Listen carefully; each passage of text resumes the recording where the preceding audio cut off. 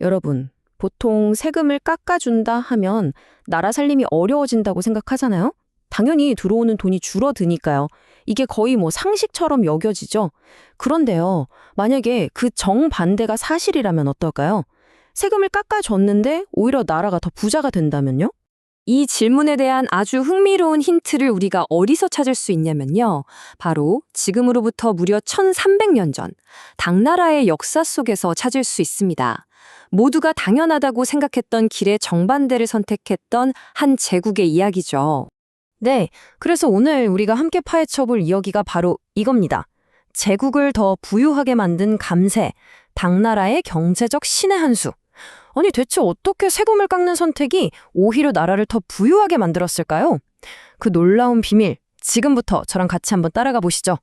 좋습니다. 그럼 첫 번째 파트, 세금의 역설, 당나라의 위대한 실험부터 시작해 보겠습니다. 도대체 어떻게 이런 역설적인 생각을 할 수 있었을까요? 그 배경부터 한번 들여다보겠습니다. 이 모든 이야기의 무대는 바로 당나라의 수도 장안입니다. 이곳은 그냥 좀 큰 도시 이런 수준이 아니었어요. 말 그대로 당시 세계 경제의 심장이 쿵쾅쿵쾅 뛰고 있던 바로 그런 곳이었죠. 인구가 무려 100만 명이 넘었다고 합니다. 요즘 기준으로 봐도 엄청난데 그 당시에는 정말 상상도 못할 규모였죠. 명실상부 세계 최대의 국제도시였고요. 전 세계의 돈과 사람이 이곳으로 마치 자석처럼 빨려 들어오고 있었던 겁니다. 그리고 그 번영의 심장부에는 서시라는 곳이 있었습니다. 이곳은 우리가 생각하는 그런 평범한 시장이 아니었어요. 뭐랄까, 국가가 직접 나서서 보호하고 관리하는 국제무역특구 같은 개념이었죠. 외국 상인들이 와서 사기당할 걱정 없이 마음 놓고 장사할 수 있도록 나라가 보증을 서준 셈이에요. 자, 서시의 풍경을 한번 상상해 보세요. 길거리에는 저 멀리 페르시아에서 온 상인들, 아랍에서 온 사절단, 심지어 인도에서 온 학자들까지 온갖 사람들이 어깨를 부딪히며 지나다니는 거예요. 한쪽에서는 번쩍이는 비단과 향신료가, 다른 쪽에서는 희귀한 보석이랑 유리 제품이 산더미처럼 쌓여서 거래되고 있었죠. 그야말로 살아 숨쉬는 글로벌 마켓플레이스, 바로 그 자체였습니다. 아니 근데 대체 어떻게 당나라는 이렇게나 많은 외국 상인들을 장안까지 끌어모을 수 있었을까요? 그 비결이 바로 여기에 있습니다. 획기적인 개방정책. 핵심은 진짜 간단하면서도 파격적이었습니다. 당나라는 외국 상인들한테 정말 도저히 거부할 수 없는 제안을 던진 거죠. 말 그대로 나라 전체가 나서서 레드카펫을 쫙 깔아주면서 어서 오십시오 하고 환영한 겁니다. 그 환영 패키지는 크게 세 가지였어요. 첫째, 세금. 이걸 엄청나게 깎아줬습니다.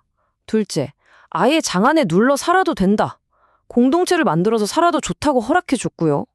그리고 마지막으로 가장 결정적인 거, 앞에서 봤던 서시처럼 국가가 직접 나서서 당신들의 비즈니스를 보호해주겠다. 이 세 가지가 합쳐지니까 장사하는 사람들 입장에서는 뭐 마다할 이유가 전혀 없었던 거죠. 자, 그럼 이제 가장 중요한 질문이 남았죠. 이렇게 대담한 정책을 펼쳤는데 과연 그 결과는 어땠을까요? 지금부터 그 놀라운 경제적 효과를 한번 확인해 보겠습니다.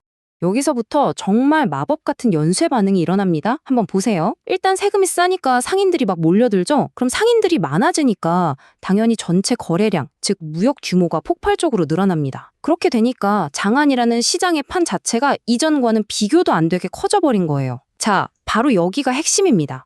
한 건당 걷는 세금, 세율은 낮아졌는데 거래하는 판 자체가 상상 이상으로 커지니까 결국 정부가 걷는 세금 총액은 오히려 더 늘어나는 기적이 일어난 겁니다. 이걸 아주 쉽게 파이에 비유해서 설명할 수 있어요. 보세요. 원래는 작은 파이가 하나 있었어요.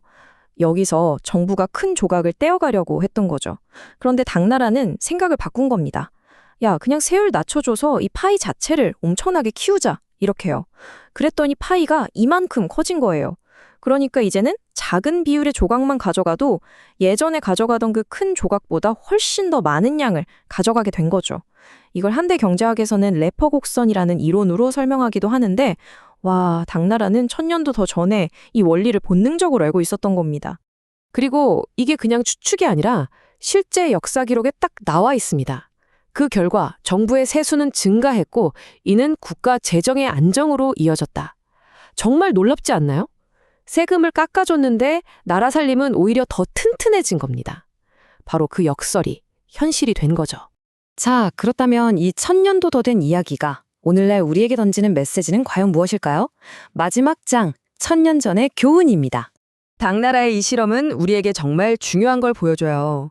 무조건 세금을 많이 걷는 것만이 정답은 아닐 수 있다는 거죠. 때로는 당근처럼 전략적인 인센티브를 줘서 경제 전체의 활력을 불어넣는 것이 결국 나라 전체를 더 부유하게 만드는 더 현명한 길일 수 있다는 걸 역사가 강력하게 증명하고 있는 겁니다. 결국 이 오래된 이야기는 지금 우리에게도 아주 묵직한 질문 하나를 던지고 있는 것 같아요. 경제의 성장을 통해 파이부터 키울 것이냐, 아니면 지금 있는 파이의 분배에 집중할 것이냐. 1000년도 더 전에 과감하게 성장을 택했던 당나라의 선택은 21세기를 살아가는 우리에게 어떤 울림을 주고 있을까요?